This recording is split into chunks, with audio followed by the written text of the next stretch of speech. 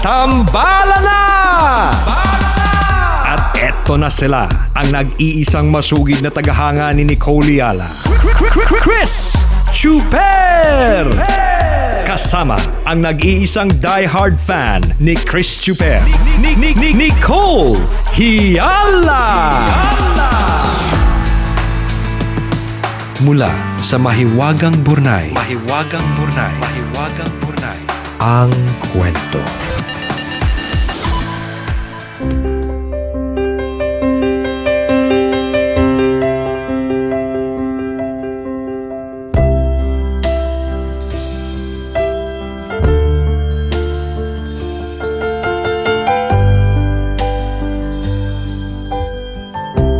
December 2018, nang magsimula ang relasyon namin ni Carl. Nagsimula lang ito sa isang tattoo. Magtatrabaho noon ang ex-hubby ko at si Carl. Nagkaroon kami ng pagkakataong magkakilala kapag sumasama ako noon sa ex-husband ko sa mga gathering ng tropa niya. Noong mga panahon na yon, hindi kami masyadong nagpapansinan ni Carl. Pero isang araw, bigla na lang may nag-message request sa akin. Ang sabi niya kung nakauwi na daw ba ako ng Pilipinas. Nagtataka ako kasi hindi naman ako nag-abroad. Nasa Maynila lang ako that time. Pero nagpatuloy ang conversation namin.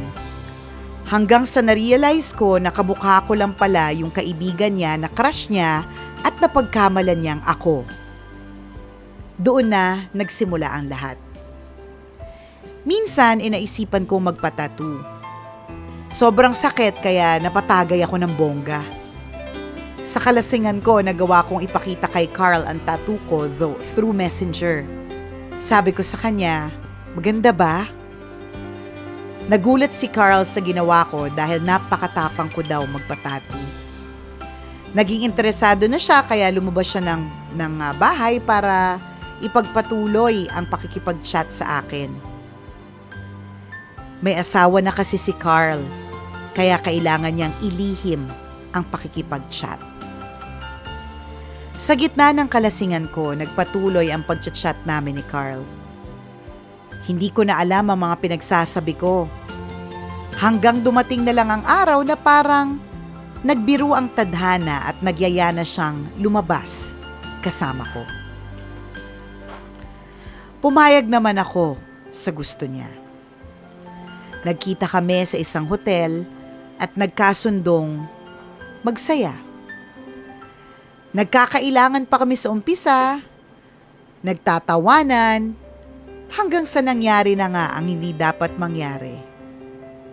Nung araw na yon, nagkatatuan kami ng todo.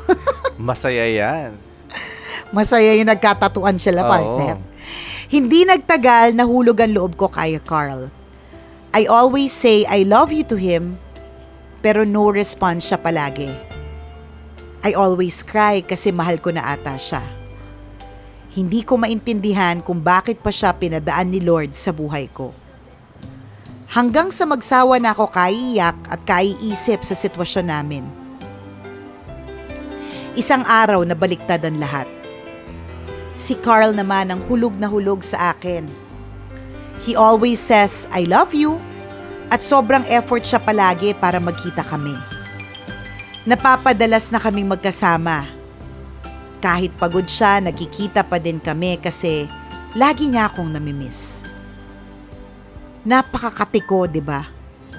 Pabebe pa ako kunwari, pero sa tuwing uuwi siya sa asawa niya, iiyak naman ako ng bongga. Nabuntis ako. Pero sa kasamaang palad, nalaglag ang bata. After nun, nalaman ko na nabuntis din yung asawa niya kaya parang gumuho ang mundo ko. Halos sabay pa kaming nagbuntis. 10 taon silang hindi nagkakaanak. Tapos ngayong nagkakalabuan na sila ni Carl, saka pa siya nabuntis. Hindi ko alam ang mga pwede pang mangyari sa sitwasyon namin ni Carl. Kahit nagkakasala kami, lagi pa rin niya ako niyayayang magsimba. Naniniwala siya na may plano pa daw si God sa aming dalawa. Lumalim pa ang relasyon namin ni Carl. Hanggang isang araw, na-meet ko na ang kinakasama niya. Sinama ako ng kaibigan ko sa bahay nila Carl. Pagpunta ko doon, para akong nauupos na kandila. Todo asikaso pa sa akin yung babae. Todo smile pa siya. Sa isip-isip ko, ako lang naman ang kabit ng asawa mo.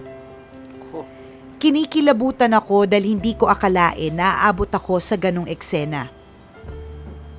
Paulit-ulit at 3 beses kaming nag-meet ng babae, pero wala siyang kaalam-alam. Hindi nagtagal, nahuli na ng babae ang mga chat conversation namin ni Carl. Nagkagulo na nang chinat niya ang asawa ko at tinanong ko anong meron sa aming dalawa ng asawa niya. Ay, partner, may asawa Nako. din pala. Nakakalurke. Paano ba yan? Mga Nakakaloka, paru-parong ha? dapo ng dapong kani-kaninong halaman. Trot, mga gabing sukati. Nakipaghiwalay ako sa asawa ko dahil hindi ko na siya kayang lokohin. Nagpatuloy pa rin kami sa relasyon namin ni Carl hanggang sa hindi na siya umuuwi sa babae kahit buntis pa ito. Isang araw para ako natauhan.